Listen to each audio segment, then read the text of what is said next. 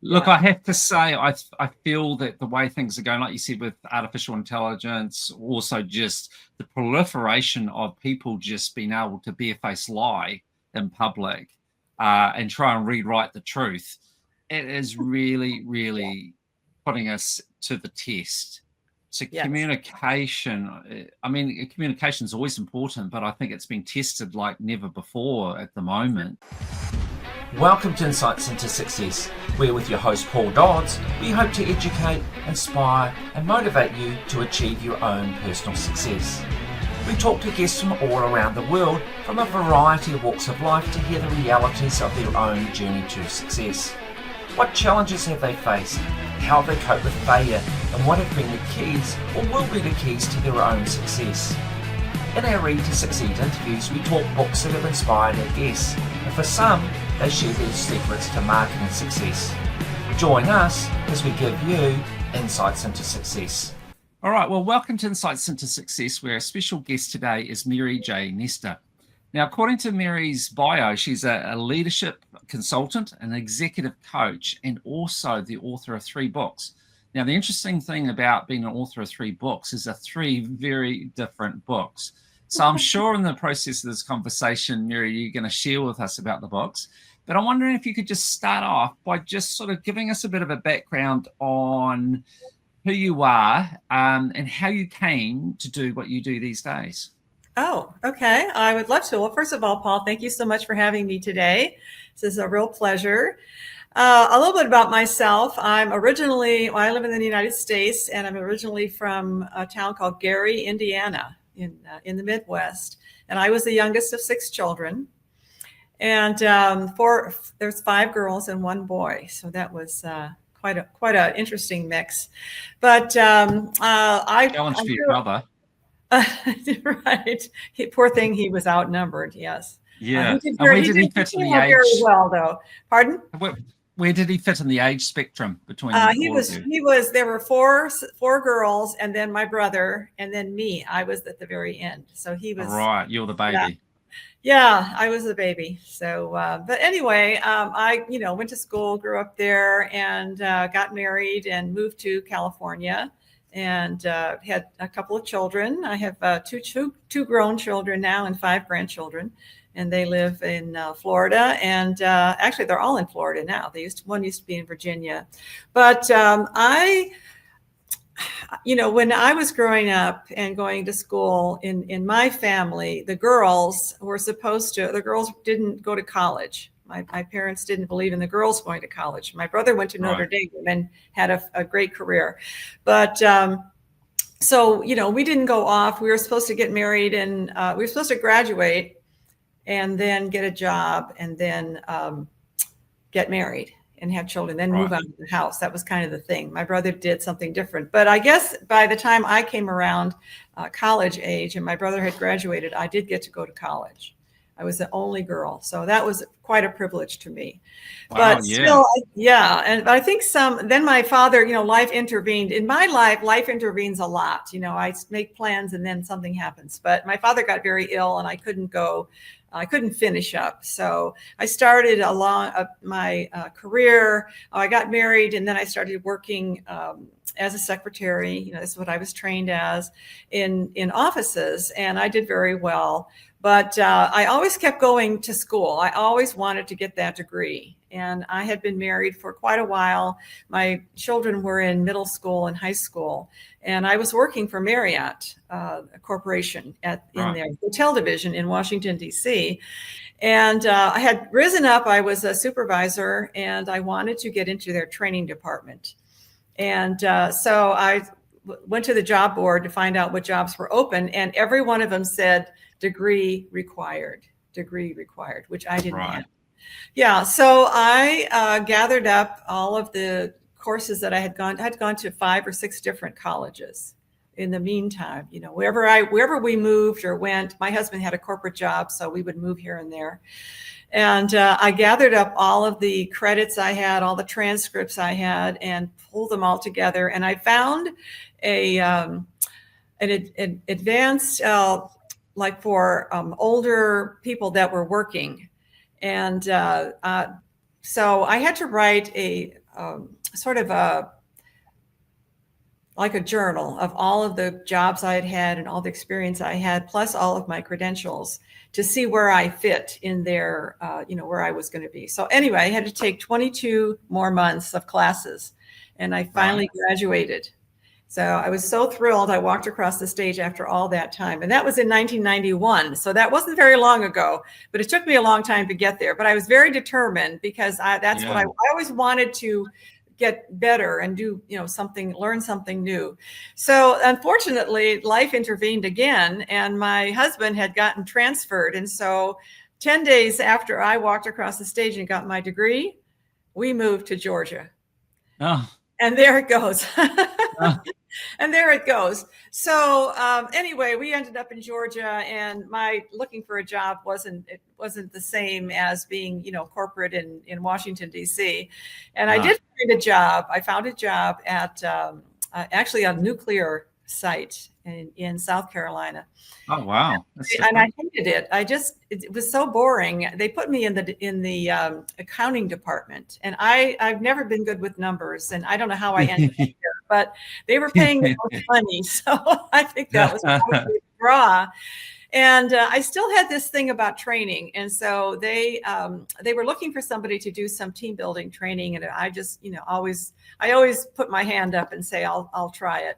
And I did, and I loved it. And so I was sitting in my little cubicle one day making posters and flip chart pages for a training I was doing. And I was sitting on the floor in my little cubicle. I thought, you know what, this is what I really want to do. I really want to do this. So I quit my job. And, I was married, so I had a fallback, but I quit my job and I started. And sorry to interrupt you, but how did your husband feel about that?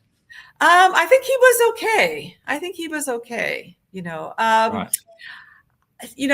It was something different, because everybody in my family and his family, everybody always had a job. And my mother, when I was consulting, my mother would say I should go get a real job, a real job, which was somebody gives you a paycheck, every month. But that was the mindset, that's what everybody thought. So, and I had not, I had really never started a business before. So I thought, well, I had the training, I had some background, and I went and printed up some business cards and called myself MJN Consulting, and decided this was going to be my business. And I went out, and some of the things that I did, and which worked beautifully, is I joined the Chamber of Commerce. I joined some professional organizations like Training and Development. And I also joined the National Speakers Association. And from that, I gained a lot of training and met a lot of people that ended up to be very influential in my life. They were great connections. They were great resources. And joining the Chamber of Commerce gave me an opportunity to start working some projects as a volunteer. And I got into one, which was working with the city. I was living in Augusta, Georgia, at the city of Augusta, and all of the top manufacturing companies were involved in this. So I got to meet all the CEOs and all the top people, which was amazing. And from there, I got lots of opportunities for consulting and training, speaking to companies like NutraSweet and Coca Cola and Monsanto, and some big organizations. And it was great. So I've been doing that. Go ahead. Sorry, carry on. How long have you been doing it for? I started in 1996. Right. So It's been a long time. And it's it's like my career is like the three genres that I write in, because I like variety, and also because of different changes in the world too. I was going wonderfully with my consulting business. I had some big projects. I had moved I'd gotten married again, and I moved to Savannah. And I had some big projects working with people in Atlanta. And then I was also traveling with a training company all over the country. And actually, we went to Europe for a couple of projects. And so, and then 9/11 happened, and people were not not going out for training anymore. And travel was not the same as it was. And so I drew on my career in human resources, and I was able to land a job as an HR director for a resort here. Actually, it's on Defusky Island, which is another story in itself. But that's how I got back into human resources. So for the next probably 20 years or so, I would go between consulting or having a position in human resources. Right. So and so I probably have about 20 some years of experience as an HR director, mostly in the hospitality section. And that's how I started writing. I started writing to promote my business.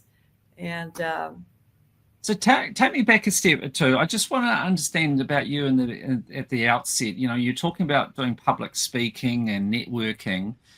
Were they things that came easily to you, or was that really pushing the envelope for you? Was that, you know, putting you in what was naturally an uncomfortable position initially? Initially, it was very uncomfortable because I come from a family that we were not encouraged to speak up. We were not encouraged to give our opinions, and me, I was at the very end. I think everybody was too tired to listen to anything. And so I say in my book, you know, the code was sort of like a code of silence, you know, like don't rock the boat and keep your opinions to yourself. And talking to all of my sisters too over the years, it was the same with them. And I don't know why, but we never really did talk much about anything or talk to our parents even. And so I didn't have that background of comfortably coming up with an idea and sharing it and thinking like that. So when I started to go out, I was terrified of speaking. And one thing I did was I took a course, the Dale Carnegie course. Right. And I sort of made myself do that. And I used to go to the classes, I think it was 12 weeks. And it was in a hotel, in a big, like a hotel ballroom. And there were, I think, 40 or so people in the class. But anyway, I would come in, I would sit as close to the door as possible. Because I felt like, well, this is too much. I can just run out the door and nobody will see me. You know, that's how terrifying it was. But by the end, I had a wonderful instructor. He was just the most wonderful, somebody who had really made an impression on me. And he, by the end of the class, I won the top speaker award. Wow, that's an achievement. I did. I got the little pen that said, you know, highest record of achievement or something. So, you know, I guess I just needed the encouragement, but I think always going on stage and speaking was more terrifying than networking. I love to network. I love talking to people. I love meeting people. I think people are so interesting. And so, and I knew that to do that, I needed to do that to start forming relationships and connections for my business.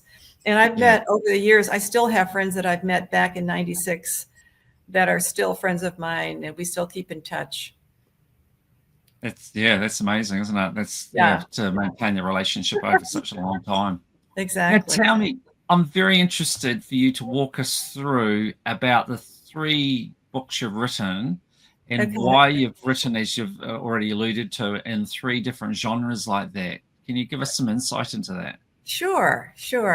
The first, like I said, I started writing mostly for my business, and I wrote for a business journal, and I've been written for the Savannah Morning News, doing interviews and things like that. But I've always wanted to write a book, and I thought that I think it was in maybe 2012 or so. I had seen an ad for the Children's Book Festival in Savannah. So I thought, well, that would be great to be in the Children's Book Festival. Well, I didn't have a children's book. So I decided to write a children's Slight book. technicality. Right. So I did. I wrote a children's book, and the inspiration for that was I told you I have 5 grandchildren, and they were little at the time. And my granddaughter Emma is my son's daughter, and they live in Jacksonville, and they were planning a birthday party for her. And my son was a landscape architect, so he's very artistic, and their theme for her birthday party was The Wizard of Oz. So the night before the party, he did the yellow brick road in chalk, on the driveway, and so the guests would come in and all that. So it got me to thinking, what if it rains tonight? What would happen to the yellow brick road? It would go, melting down into the gutters, down the street. So that kind of got me on that. And so I thought about that, what would go on, what would happen? And then how would it turn out? How would, they turn it out to make it be a happy thing? So I drew on, I think one of the things we learned is as children was resilience. We didn't have a lot of money, and my parents were really good at making ends meet, and we never felt like we didn't have enough or anything. So we were always, there's always a solution to every problem. My father used to say, my maiden name was Cassilia. He says, we Cassilias, the hard things we do right away, the impossible takes a little longer. And that was kind of the way we were raised. So the book is all about Emily's, everything goes wrong. It rains, and her mother drops the cake, and it's just going to be a miserable party. So she says, things don't always turn out the way you'd like, but you can always use your imagination. And so she takes her through the things that she did when she was a little girl at her birthday parties, which are very simple. That's what I did when I was a little child.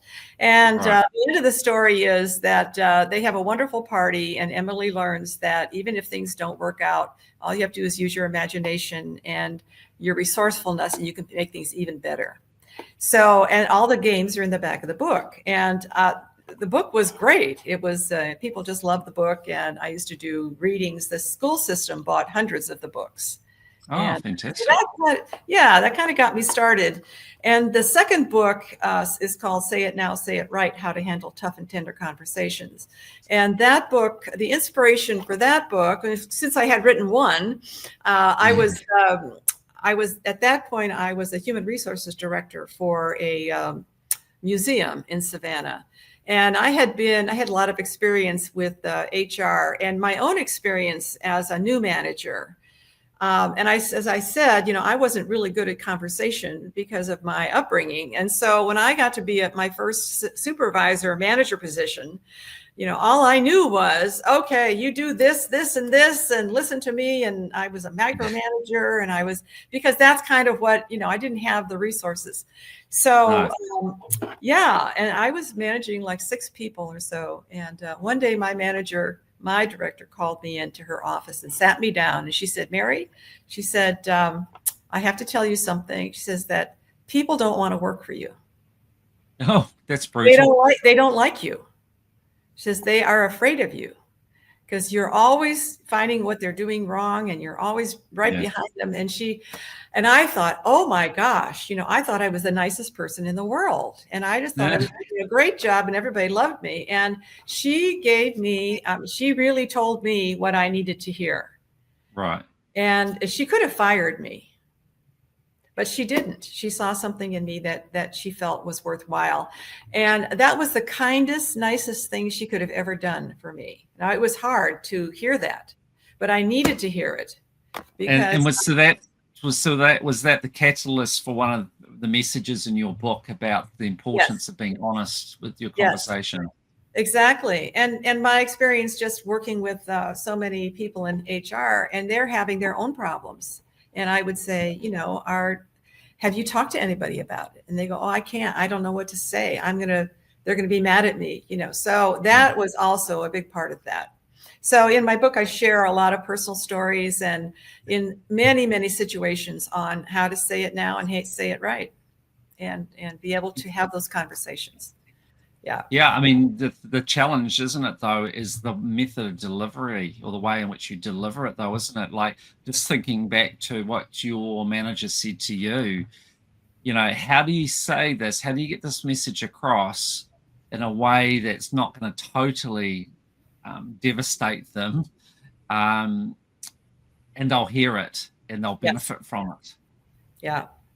Yes. And in the book, I talk about there's 3 components that you have to have in order to say that kind of a message. The first one is just say it now, and that's timing. Timing is everything. Timing doesn't mean you blurt out everything as soon as it comes into your head.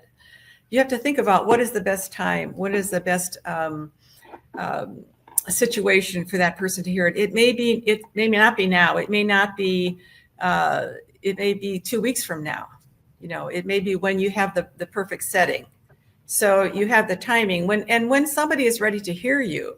Say if somebody comes and says they're showing signs that they're confused or they're upset about something, that's an opportunity. Well, that would be a good time that you might. And the thing is, too, is you ask a person. You say, I have something that I'd like to share with you that may be hard for you to hear. It says, would you mind if I share that? Right. Perfect opening, because most people will say yes. If they say no, then you say, okay, well, we'll another time. Yeah. So that's the first thing, is timing. The second one is say it right. And that say it right is a lot of things. It's the right words. It's the right body language. It's your facial expression. It's the setting. It's where are you? I had a situation with my boss, one of my bosses in HR, and I had to talk to him about something that was made me uncomfortable, coming into his office. And I waited until he was in my office, sitting down. Right. So, and then I did say that. I said, I have something that's been bothering me for a while. Can I share that with you? And he said, sure. And, and I shared that with him, and he had no idea. He had no idea that he was coming across that way. Right. As most people don't. But, so you have to pick your place and your timing, and maybe you need another person, but, it will come. It will, and there's lots of ideas and scripts and things in the book. And the third one is your motive. You have to check your motive. Why are you doing this in the first place? What are you trying to accomplish? There's a lot of people who would love to tear you down and to make you look foolish and take advantage of your weaknesses. That is not a motive. You can have the best timing and the best words, but if your motive is wrong, it's not going to work. So you want to find in yourself, you got to find this within yourself to be at the point where you want to lift that person up. You are really engaged and in helping them to become better, or just giving them information that you feel is really important. Yeah. And what about personality types? Because I recently come across one person who I would describe as hypersensitive. So to what extent do you take that into account, and how do you really deal with someone that is, as I describe, as hypersensitive? And it seems like doesn't matter how you try and deliver it, they seem to be intent on taking it the wrong way. Yeah. Well, you could, if you know this person really well, if it's somebody, you could say that. You say, I really want to share something with you, but I know that, I feel like you might take it the wrong way. So can you, if I do, could we agree to sort of have an open mind and just address it. This is all about being honest. It's not trying to be manipulative or funny or anything like that. It's really just being honest. And when you share your own vulnerability, when you share how you're feeling, it makes it so much easier for the other person, and they may say, no way, or why do you think I'm so sensitive? I said, well, it's just a feeling that I have, and I value our friendship. I don't want to put anything, that would injure that. So, you let me know when and if you're ready, and then I would be, happy to do it. Yeah, and I think a really good point that you said before was the fact about checking your intent. Yes. Because you can just, if I reflect on, I think about how often your ego can get involved, and therefore the intent is not good. For instance, you might be wanting to put them in their place, might be really your true motive. Yes. They know where they stand in the pecking order as compared to yourself. So I think that's a super, super important point, and having that honest conversation with yourself about really what is my intent with this? Am I coming from a good place, just trying to help them, or is there some other ulterior motive going on here? Exactly. And the timing thing may not be them. It could be you. You're not ready. Yeah. You're not ready to have that Yeah. conversation. Now, with recent times and the different mediums that we can communicate now, just interested to to get your feedback on the complications with that. And one that jumps out to me often is email, and email's been around for a long time now. But so many times I've seen where people read things into emails that were never intended, make a just a factual statement, and somehow the person at the other end contrives it that you were having a dig at them or whatever, when all you were doing was making a statement of fact. Right. No, I didn't get the email or whatever. And they go, oh, so you're calling me a liar because you didn't get the email. I mean, that seems to have complicated things so much. Yeah. You don't have the visual side of it to see and the tone of it to see the complete picture of the delivery. So they just get these words, and you come across some people that seem to just run amok with the words and contrive all these things that were never intended. Yeah, and that's true. All you have is words, and when something is in writing, it has a more of an impact. It looks harsher. You know how people sometimes will put things in capital letters, like you're yelling at somebody. And so how the font you use, to some people, looks weird. And so, you don't have the voice tone. You and I, we have visual here. So I can hear your voice, and I can see your body language. So that helps. And you and I, if you make a point, I can come back right away without any time, having spent in between, that I can think of all kinds of motives that you've got going. Really. And that's what happens. And I don't know about you, but my email box, it just fills up so fast that you lose everything. Yes. So you don't have the tone of voice. You don't have all of that visuals. And the other thing too is I used to use this in training a lot in communication. So you've got two people, that are, and I'm going to say something to you, and then you're going to hear it, right? But in the middle there is all of our past experiences, all of our past conversation, all of my upbringing and your upbringing. That's a big filter. So I say something, but when it comes to you, you're going to interpret it from your background. So Absolutely. I may say something that I think is really nice, but for you, what could I'll give you an example. I don't know. I could say, well, I really like the background, of your that I'm seeing, it looks like very comfortable. It looks very comfortable there I like the blue pillow. So by the time it gets to you, you may have had somebody in your past come up to that room and say, what a horrible room. You got to put some, something in the walls, or whatever. So to you, my mentioning that room could bring up, could be a trigger, negative stuff, and that's a very small example, but for even using some kind of words. I remember one time I said for some reason, and talking to my parents, you never said anything, but I think my mother said something, and I said, oh, that's silly. And she just freaked out and was she was very, very hurt and angry that I used that word. And to me, it was just, and I was a little kid. And it's I just just a throwaway word. That's silly. But to her, it was a big deal. And I think that we lose that also with emails. Is because and the time lapse between, getting back. And it's sometimes, I don't know, I feel like in the situation that you described, sending the next email is like just digging a bigger hole. Yeah. Trying to explain something. And what I'll do is I'll just pick up a phone and call somebody. Yeah. At least you have the tone of voice and you're there together. In my book, I talk a lot about the best way to have these kinds of conversations. The tough and tender ones is either this way or face to face. Yeah. Because it's too important what you have to say. And you said to be heard and understood. I think in the very beginning, we talked about this, is that the best way to do that is to face. And now we have Zoom and StreamYard and all the other ways of doing that. But it is, and you get too many. And the worst is when you've got 2 or 3 people on the same email. Now you've got disaster. Yes. And then absolutely. Yeah.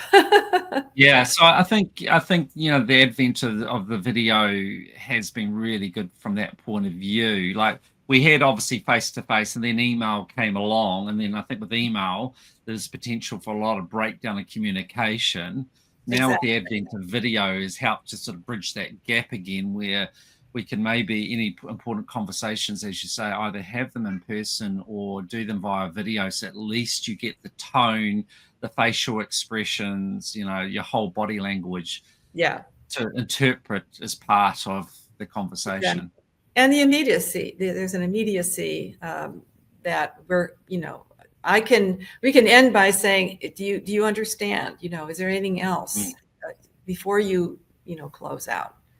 No, you carry on. You're saying about email. Oh, I was going to say about email, because I know that you like to hear, the mistakes that we've made too, not just the good stuff. But when I did go back into HR, I was an HR director for this resort, and my boss, they just loved me. But my boss said one day, he says, "Mary," says, you have to write nicer emails. And I said, well, what is wrong with my emails? I was an English major and all this stuff. I know how to write that. But he says, you just start out with what you need, and he says they have to be nicer. So you should say, "Hi, so-and-so," or "Hello," and then start out with something and then ask for what you need, and because I'm a very to the point, let's get going and all that. So I had to learn how to write nicer emails. That was another say it now, say it right for me. But it was I'm the same category. Yeah, and I didn't know. See, this is the thing about my book, is that most people are clueless. They don't know what they're doing. These little things, and it can make a huge difference in them, in their professional life, their personal life, in relationships, and communicating. Yeah, I mean, I know for me personally, with my emails, I'm naturally to the point. I just want to get the message across and move on to the next thing. I'm task driven, so spending extra time making the email flowery, trying to soften it, to me is like just all this time that could be consumed doing something else. So for me, probably a little bit like you, I'm trying to kind of soften the whole thing when I really just want to get the information across and move on. Yes. 5 words or less. I think I'd be happy with Yeah. But nobody's going to listen. They're going to say, "Oh, she's so to the point," Yeah. No, absolutely. Now, tell me about your third book now. Yes. I want to know about the book, but I also want to understand a bit more about how the heck you go from a children's book to an educational book and now to a fiction book, and what's behind all of that. Well, I think, I said it, my life kind of goes, with things happen and intervene. So I had published my second book, Say It Now, Say It Right, and it came out in 2016. But I had not, even though I had my degree in business, I'd never really had any training in writing. And I was in a writer's group, and I wasn't writing anything new, but I wanted to go to a writer's conference because I thought I would get some training, and I wanted to write a novel, and because I'd never written one, and I like variety. Right. That's just me. I'm always looking for something different. And so a cousin of mine invited me to go to a writer's conference. It was called the Bear River Conference in Michigan. And I signed up late. So the only workshop I could get into was one for short stories. And I wasn't interested in that, but I wanted to go to the conference and learn something and be around writers and just kind of soak it up. So I did. And during the week, we had to write a short story. And the first day, the instructor gave us a piece of paper with 3 columns on it. And one was characters, second was setting, and the character that was a location. And we had to pick 2 characters, a setting and a location, and write a short story about it in that week. That was to learn how to do this. So I picked a drug addict and a pregnant woman, a bus stop, and a And the situation was that he needed money to buy drugs. He was looking for somebody to rob. Right. So from those 3 prompts, I came up with a short story, which was called Bus Number 7. And at the end of the conference, we had an opportunity to read to the conference attendees on the very last night, cocktails and all that stuff. And so I decided to get my courage up. I'd never read anything out loud to anybody. So I got my courage up and I read. And about halfway through, I looked up bravely at the audience, and they were all like this. They were all leaned in. Oh, amazing. This was quiet. They were all listening. I thought, wow, maybe I got something here. So anyway, I went back to my writers group and read the short story to them, and they thought, wow, this is great. Well, then I entered it into a literary competition, the William Faulkner Literary Competition in 2022, I believe. And it was a finalist in the novel in progress category. So I thought, maybe I got something here. So I decided to make it into a novel. And took the characters from the first 3 chapters of the book is actually my short story. Right. And it took about 6 years or so to write it. Yeah. And so what does that mean for you going forward with writing? Like, do you feel now that you want to write more, and what genre now? And like, would you go back and write another children's book, another educational book, or is fiction now going to be your thing going forward? Yeah, well, right now I'm writing the sequel to Bus Number 7. I did leave a few loose ends at the end intentionally so that it would be a sequel.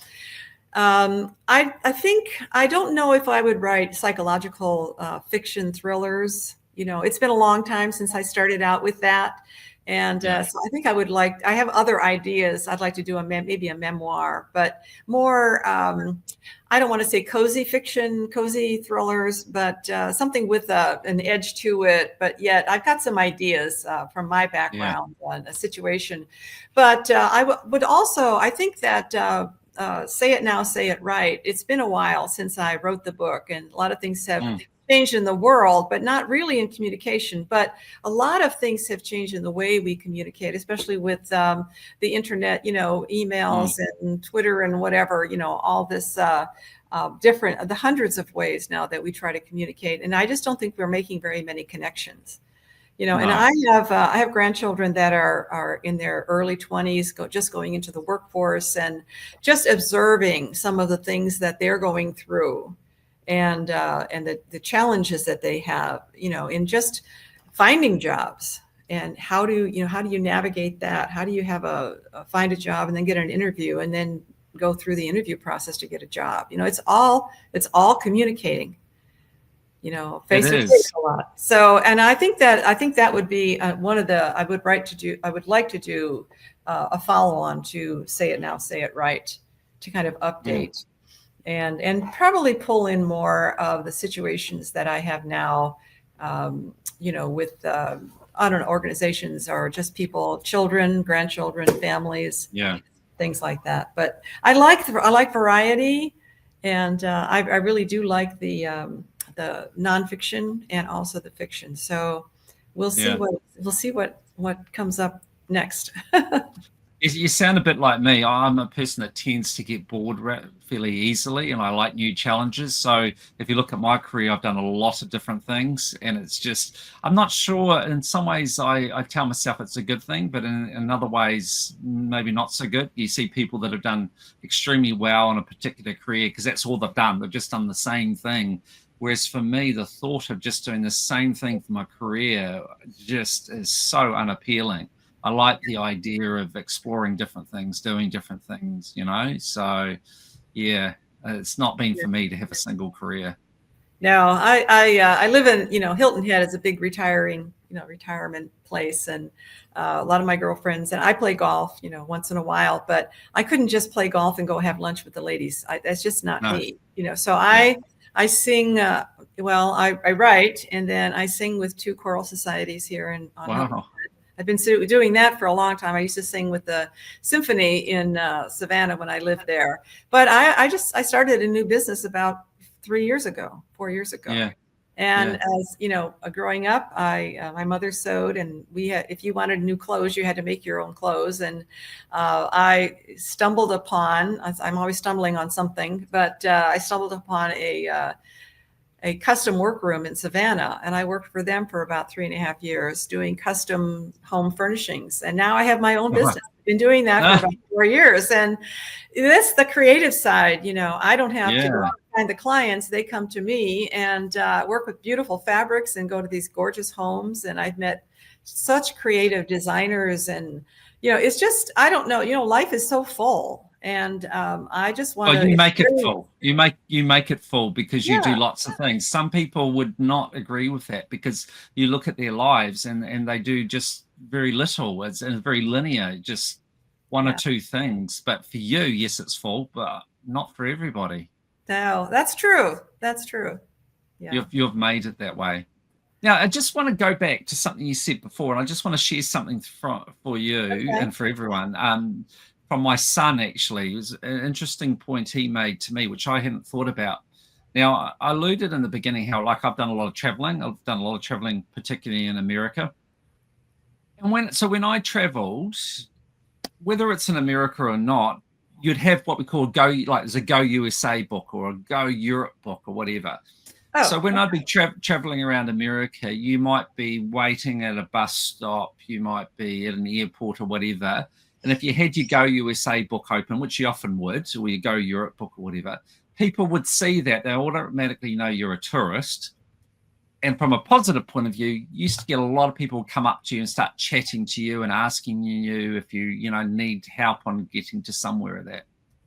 So that was really good. Now, I always actually preferred traveling on my own to traveling with a friend, because if I traveled on my own, people were more likely to come up to me.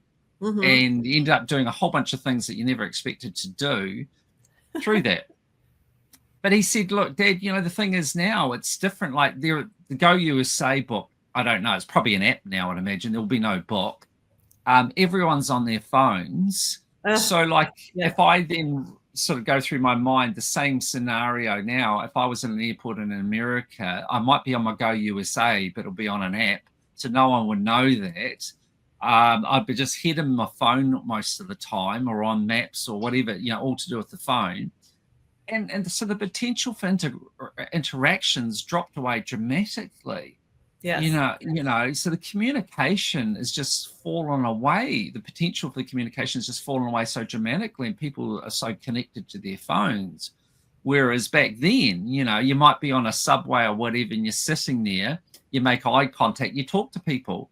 Whereas now your head would be in your phone, and just there's not the same eye contact, so not the same connection. So I feel sad for him, and I feel lucky for me, because I feel like he's lost some of the opportunity that I had in my traveling through the changes in communication. Yes, absolutely. I used to travel back and forth when I was when I was in college early on Greyhound buses back and forth, to Gary, and people would sit down next to you, and I don't know, people would tell me their life story, talking to the person, or even on an airplane. We used to go in the airplane and talk to people. I've met all kinds of interesting people. Now nobody looks at each other. They're, like you said, their phones. And my grandchildren too. And, you sit down at the dinner table and they've got phones. Or if you go out to a restaurant, you'll notice that for the children, they'll give them an iPad or a phone to be quiet, kind of thing. So, we're losing that. We're losing that kind of confident. And you asked me before, were you nervous about talking? Meeting people? I think we are much more nervous, or we prefer not to. I would rather send you a text message. People send text messages across the room. Yes, I know. I was at my son's house, and somebody was upstairs and he was downstairs, and they texted each other something. And I thought, wow, you're in the same house, Yes. And it's not that's what happens now. We would prefer not to. I think we're going to a very, I want to say dangerous, but a very unfriendly and a very lonely place by doing that. I agree. There is something to be said for, even if you're going to yell at somebody, have that get that out. If you have to say something, I mean, not yelling at them to make them feel bad, but I mean, if you have some emotion, get it out instead of just texting or something or trying to make it sound nice. We're stuffing our feelings. We don't have an outlet. And that's my book is tough and tender. So it's either way, telling somebody how much you appreciate them and how much you love them. One thing is to send a text with a big heart on it. But there's another thing, and I think I put this in my book, is to be standing in front of somebody and say, I really care about you. You're really important to me, and give them a hug. That is so much more connection, and of course nowadays you got to be careful about all that, but and that's even sad too, that we have to be so careful about how we express ourselves. But I think that you're very right. I don't know what the answer is to that. I think some of the things that I'm seeing that's really positive is that in my own family too, is that there are like no phone zones.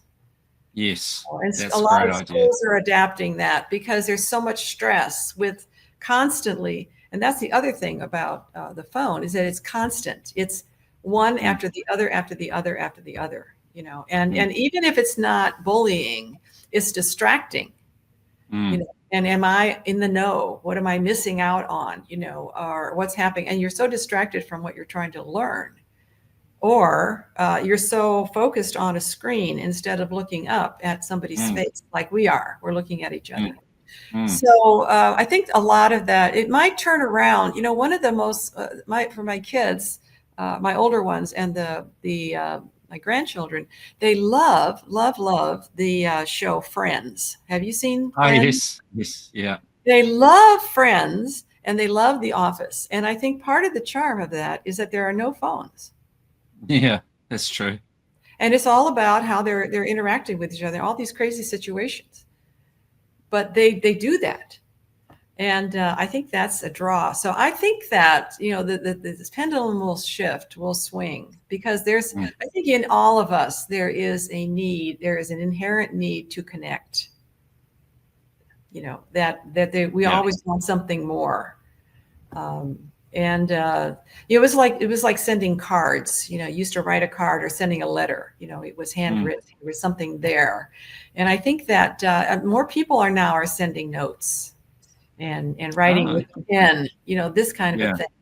So I think the pendulum will swing back, but I totally agree with you. I think they are missing something. And I hope it doesn't take a generation to change things a little bit. But I think that we all can do our part also, is to put down the phone maybe and, go visit somebody or go around the corner. I have where I live, I can have neighbors and, pop in once in a while and say hello. And they may be startled, like, what do you want? But, after a while, it's nice. It's nice to see someone. Yeah. So tell me, for you going forward, what's your goals? What are you wanting to achieve in the next, I don't know, 2 to 5 years? You got anything in particular? Yeah, I think that, my book, Say It Now, Say It Right, has a really strong message. I think we really need that. And I would like to be able to spread that, to more people. I've done coaching. I do one-on-one coaching and also workshops and things like that on that. Leadership leaders nowadays have got to learn how to communicate, and they also need to, we're lacking trust. And I don't know if you feel it, but with AI coming in, and I don't know a lot about it, but it's a little skeptical. Like, is that real? Am I talking to a real person? Is this real person write this email, or was it, by somebody else? And with my book coming out, I'm getting hundreds and hundreds of emails from people out there, and I'm sure they're AI written to promote my book, and they want to spend money. Yeah. And so I think we've lost a lot of the ability to trust someone. And leadership is so critical to be able to create a climate of trust in your organizations. And that's really important to me. And I think that in order for people to be heard and understood, and for companies to be able to function, and they have to be able to be inclusive, and this is again in my book, I talk about creating a climate of say it now, say it right, and to build trust. And the way you do that is you create a climate where people can say what they feel, and where they can disagree, and they can say, this idea is the worst one I've heard, or this is why. Because where leadership is missing out so much on the genius of their employees, the people who do the work, because they're the closest to the customers, and they're not included in these meetings where they make all these big decisions. So I did a lot of work with the organizations in quality management and process redesign in my consulting business. And it's just amazing how it makes a huge difference when organizations will do that. And they bring people in, and then they say, I need to hear everything. And this is a safe place. Nobody's getting in trouble, but I need to hear what you have to say. And it's just that, I think that for the next 5 years, with maybe the next book, and also working with companies or with individuals, is to help people understand that and build that kind of trust again. And then, I'd like to have a couple of ideas for books, but mostly writing. I think I probably focus on writing and speaking and working with organizations, because I really think that's kind of my mission. I lived it in many different ways in different situations, and it was so important to me. The nicest thing people ever did for me was to tell me the truth. And it was their truth. That was what they saw. And I want people to be able to find their voice, take a risk, and speak their truth. That's what I would like to do. Yeah. In a kind way. In a kind way. Yes. Yeah. Absolutely. Say it right. Don't forget, say it right. And the motive. Absolutely. Because the truth can be quite brutal sometimes. It can be. Right. That's why you don't blurt it out, No. Never Yeah. when you're absolutely. angry. Don't ever say anything when you're angry. No. Your diplomacy levels at probably about 0 when you're angry. So not the best time. A deep breath. Yes. Look, I have to say, I feel that the way things are going, like you said, with artificial intelligence, also just the proliferation of people just being able to barefaced lie in public and try and rewrite the truth, it is really, really putting us to the test. So communication, communication is always important, but I think it's been tested like never before at the moment. So I think your messaging, is so important for everyone at this point in time in society, where, like I said, we're being challenged by the methods of communication and the information being disseminated through those different mediums. Exactly. So, challenging times. So we need people like you to carry on and try and keep us on the right track. Well, I'd be happy to. I'm trying. That's sort of like I said, it was important, life-changing for me, and I think it can be for anyone, just to find, and your truth is the way you see things, and that's important too when you're talking to people, to say this is my truth, this is what I see, it's not the truth, this is my truth. Yes, absolutely. And that's important too. Yeah. Right. All right, Mary J, thank you so much for agreeing to come on the show. I really appreciate your contribution. I feel that because you've had such a diverse background, I think it makes you so much richer for that experience. I'm a bit biased because I kind of am a bit the same way as you, granted, but makes you far more interesting to talk to than if you're someone that just knows one topic and that's that.